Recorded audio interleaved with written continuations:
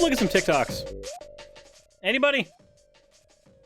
Is that a thing you actively wake up and you're just like, yeah, that's what I want to do. I want to look at TikToks, but I want to look at them on my computer, and I want them to be watched by a random Neko Cat Girl guy. That's what you're doing with your day now. You clicked the video. You're here for that. As for why you're here for that, fuck if I know. Let's go ahead and see what we got here. We have a TikToker, a conservative TikToker. And I cannot pronounce this name, but looks like Amala. Yep, it's Amala. Whoa. Boom. So, we have an African-American TikToker. Let's see what information they want to provide to us. Let's probably reload the page so that it plays it from the beginning. That would be super useful. That's a thing we should be doing. Come on.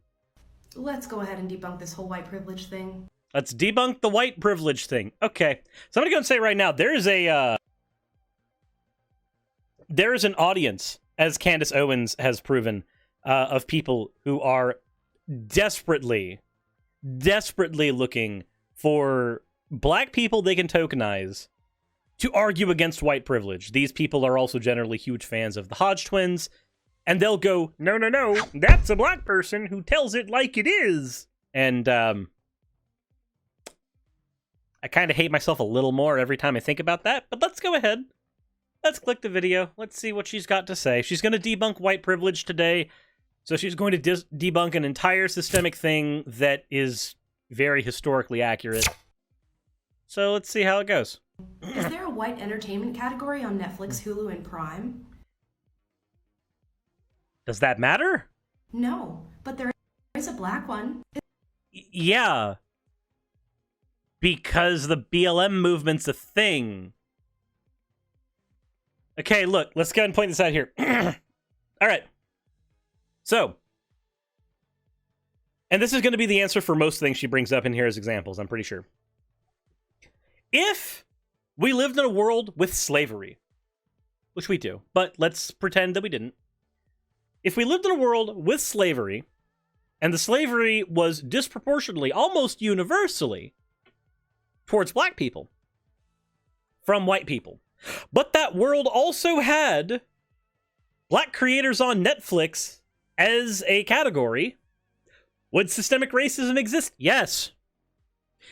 Because the whims of the entertainment industry and what is currently trendy has nothing to do with whether or not systems still currently exist and are still currently abusive. So, we'll continue the TikTok with the knowledge that it does not matter that Netflix has a category for black creators specifically. Just like you can have Netflix having a category for trans creators, and that would not suddenly negate the fact that a bill is being argued in Arkansas to try to push down rights for trans people. Merely having a Netflix category does not magically change the systems that pull strings in our world. But if you live in Fantasyland, it does. I would like more information from Fantasyland, please. Is there a white-owned restaurant category on Uber Eats? No, but there is a black one. Yeah, and that's not because you have disproportionate power. It's a response to the George Floyd stuff. It's a response to the BLM movement. It is capitalistic infrastructure responding to trends and being more marketable. That's what that is. Those same capitalistic trends also created the environments where more black people were economically disenfranchised. And those systems still exist. They're still a thing. They're still a problem. Arguing that that problem doesn't exist because you got a category added on an eating app is terrible fucking logic. It is insane, the level of bootlicking that can come from this kind of conversation. And again, this is stuff that sounds intuitive, right? This is the whole, like, if you want to know who's really in power, look at the people you can't talk about, ignoring the fact that maybe the reason you're not supposed to talk about certain minority groups of people is because they didn't have power, and that power was stripped away from them, and they were disenfranchised and hurt. I look to Jewish people as a great example of this. People who were hurt over the course of history and are still hurt to this day, so it is definitely a faux pas to talk about them. That does not suddenly make them the ones having the power. That's just the conspiratorial shorthand that some people use and need to pilot themselves through life. What other examples do you have? Are white people being hired to fill a diversity quota in corporations and companies? No, but black people are. Because there's already, in most businesses, plenty of white people. And in many of those businesses, there's also a tendency to take foreign-sounding names or unfamiliar names and not look at their employment sheets, not look at their references, not look at anything that they submit. That is a thing that happens. If you're a company and you've got 10,000 resumes that have been submitted to you, and you've got 3 people in your hiring department, because that's the only amount of people that you want to pay, and they've got to divide those 10,000 resumes amongst themselves, and they've got to figure out what they're doing with them by the end of the month, every single bit of shorthand that they can utilize, they're going to. So, historically what has happened is they'll see a black-sounding name, and the first thing that goes through is generally that this person is probably less educated. Probably then less qualified, probably then not a good fit for the company, so then that gets knocked out. Having pushback on that does not suddenly mean that black people have the privilege and the power. It is a response to not having that privilege and power. But you've missed the point so hard that I guarantee you'll be able to get a film with Ben Shapiro. And is there a whole system of affirmative action for white students that puts them in colleges of which they are unfit to attend purely based on their race? Wait. Say that a fucking again? I feel like there needed to be a comma there. Because the way it sounded was they are unfit to attend based on their race, but I know that what you're meaning is they are unfit to attend, comma, and then the based on their race is how they got the scholarship in. Yes, that happens. Would you like to know why? Here, let me go ahead and give you just a tiny bit of education. Maybe just a little bit. Maybe this will help you understand why this argument is dumb. Okay. Disproportionately, educational opportunities for African Americans and other minorities in the United States are at a much lower threshold than education opportunities for white people. Now, why is this? It's not because they're lazy or anything else. It's because previous gentrification, previous redlining, previous setups for housing have created systems where local taxes get used for schools. Now, why did I point out housing situations? Because we have largely gentrified neighborhoods. We have places that are very racially divided.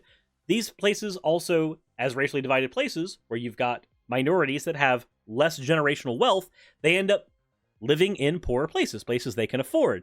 These also end up being the places where they can put forth their money through taxation towards education. But because these are poorer areas, necessarily less money is coming in, which means necessarily the education that they're getting has less money going into it. There's less equipment for them to use. Teachers are having to be short-staffed, so there are more students in every classroom. The quality of education that minority groups get in America is generally lower than the quality of education of most of your, quote, indigenous white people. Because of things like generational wealth, because of the way that we fund our schools. Now, as a result of this, disproportionately, not only will minority communities not get the right kind of education, not get a quality education, which affects their ability to even be considered for a college, but because they came from areas with disproportional wealth disadvantages, their ability to afford college is also hampered entirely and completely. So what do you do in a situation like this? Do you just accept the status quo and go, well, we just so happen to have a bunch of white people getting better educations. We just so happen to have a bunch of black people who are getting less quality education. And it just so happens to be because of our terrible return on investment on education and our terrible ways that we actually tax things. Do we just accept that that's an okay thing to do? Or do we try to give people an opportunity once they get out of that scenario and go, hey, you know, you weren't given the best chances here. Maybe we'll try to elevate a couple of people here. Maybe create a little more generational wealth for your family because, like it or not, education does coincide with wealth. Being able to be more educated does mean you are more likely to get into a higher paying job. It is more likely that somebody's going to want you in many positions based on you having the education that the position requires. As a result, you will inevitably find yourself in a scenario where if you do not have education, the type of job you are having to take is either a higher risk job, higher likelihood of injury, higher likelihood of death, think truck driver, think construction, or you're having to take a lower paying job and thus continuing the cycle of poverty. But if you don't understand any of that, I can see how you can come to these conclusions. Again, I know that it's wonderfully intuitive and it is easy mental shorthand, just like every conspiracy theory on the planet, to go, well, I must not be the one in privilege. I don't have a white section on Netflix. I understand that. It's intuitive. It sounds right. It feels easy to say. It's easy to memorize. But at the end of the day, is it factually accurate? No, it's not historically accurate. It is not aligned with the facts. Do you have anything else to say besides the same dumb points? No, but there is one for black students. And can white people go out and riot and loot and burn down businesses in the streets while being cheered on by the political left?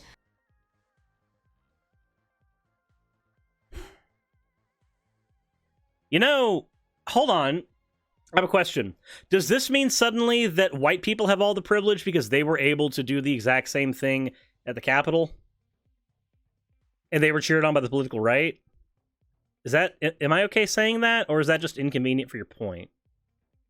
Moreover, things like the Unite the Right rally, are we perfectly okay with that as well? Like, I know I'm engaging in Tukokwe right now, so I'll go ahead and get out of the fallacy territory and point out that most, practically all, but most BLM protests were nonviolent. Not only that,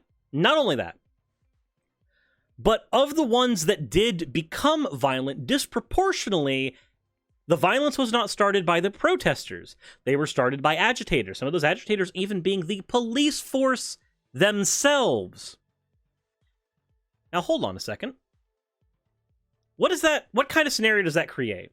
It creates a scenario where the violence can be done to them, but they're not allowed to do the violence back because people like you end up being offended by how they wield that violence. Now, let me go and point something else out, maybe something very inconvenient.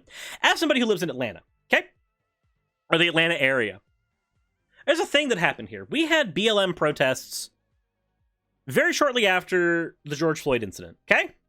Now, did we get hour-to-hour news coverage here? No. But you know what happened? An incident occurred where a Wendy's got burned. And then suddenly, all the news media was on my area again. Wait a minute. Hold on. So, what's this weird catch-22 scenario we have here, where you get mad when the violence happens, but when the protests happen without the violence, nothing gets done, and the situation still sucks for them? You create a scenario yourself where inevitably violence has to be resorted to in some form or fashion in order to get the cameras turned on them, in order to raise the awareness needed, in order to change the world for the better. Now that sucks, and I don't condone violence, and I don't like that that's the way that things are, but you have to admit that that is kind of where things are right now. And it sucks, and it's horrible, but isn't it so convenient for somebody like her, or just really any any person with a conservative mindset, isn't it so very easily convenient for them to be able to live in a world where as long as the status quo is adhered to, everything's fine. But the minute somebody tries to upset it, as long as they're upsetting it in a way that doesn't upset the status quo, everything's fine. But the minute somebody does something that does upset the status quo, that becomes a problem. As long as they're not doing it in a way that upsets the status quo, they're okay. It's this circle where you can never win. You can never upset them enough to change anything, because they'll ignore it. So you have to do something that upsets them enough to change things, but then you're demonized for doing that. And while the thing that you may have had to resort to get them to put their eyes on you was a bad thing, at some point you don't have any options left. A riot is the voice of the unheard. So maybe you need to ask yourself, what message wasn't being heard that led to the riot? But continue being a smug ass. Go ahead. No, but black people can. White people, don't you dare say a word because you'll be labeled a racist. If you want to know who's in power in your country, think about who you cannot criticize. Let's go. Yep, because we definitely have had black people in power. Black people definitely wield all the power in the United States. Definitely. 110%. Wholeheartedly. Yep. No sarcasm meant here. Not a single bit. No sarcasm from me whatsoever. They definitely wield disproportionate power in all walks of life in the United States. Anybody want another? Anyone at all? Because, like, I can click on just a random one. And I'm okay clicking a random one. Barbara B, we are suffering. That's what we're doing right now. So that's racist fashion. I have no clue what to do with it. Yeah, it's bleh. Things are weird. But let's go ahead and you know, let's look at another. We'll click just a random one. This one says sign a petition. Oh. Let's see what the petition's about.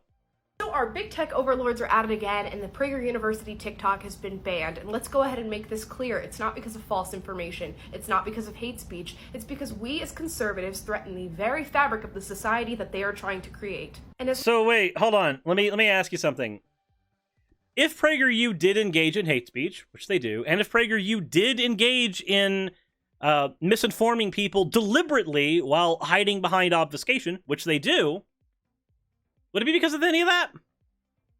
It can't be, right? It's gotta be because you yourself are the biggest threat. I thought that you wielded the power.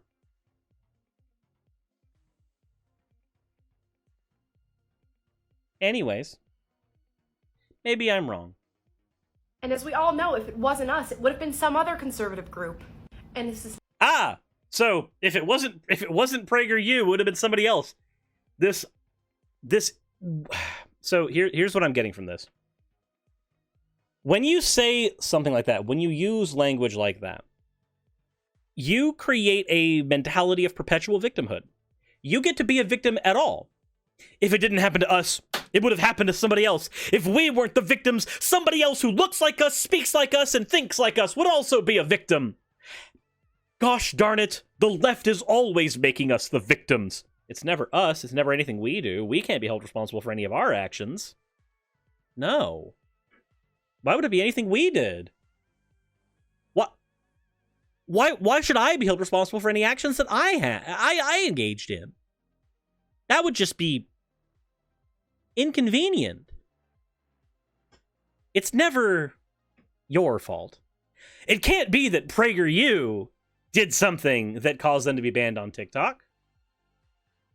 It has to be that you're too powerful and your power level has to be curbed.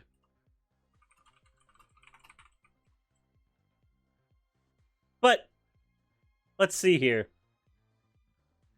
I wonder why they got banned on TikTok. Because I'm not seeing a whole lot of reasons. Oh, I'm seeing a lot of them not understanding censorship. which they don't. It's not just about a social media account being taken down. This is about the censorship of ideas and of values. And if it is us today, it will be you tomorrow. And if you want to know what you... That's a slippery slope fallacy. There is a stopping point. And with how large your account is on TikTok, I have no problem just accepting the fact that you're probably not going to get taken down. Can do, there's a petition linked in my bio. Please go and sign it. We all have a right to our own views. We are all protected by the First Amendment, so go sign the petition. Okay, so man, I hate to be that person, but maybe I should talk to you about what the First Amendment actually does. The First Amendment does not protect your ability to speak on a private platform, and TikTok is a private platform. It is a platform owned by a private company. You are not owed the right of TikTok. TikTok is a privilege. YouTube is a privilege. These are not rights that you have. They are privileges afforded to you by a company. Now, if you have a problem with a company wielding disproportionate power, maybe you should, I don't know, come to the left and we can talk about the disproportionate power that companies have.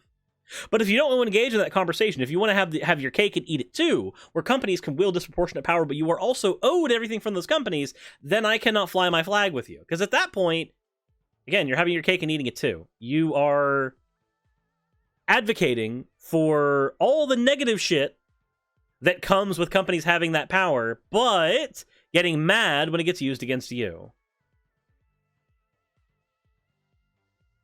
Unfortunately. I don't think there's much more that needs to be said. I think 2 videos is enough with this TikTok. Amala, I am... Your TikTok gives me clinical depression. I'm kidding, I already had it. I already had it. But what do you guys think in the comment section? Let me know what you think. As always, everybody, there are links in the description to my Patreon, to my Twitch, and to everything else. If you want to support me and what I do, please consider checking me out over on my gaming channel, Suris, and also over on Twitch at Suris. And please keep the discussion civil in the comment section. As always, everyone, insert edit video tagline here.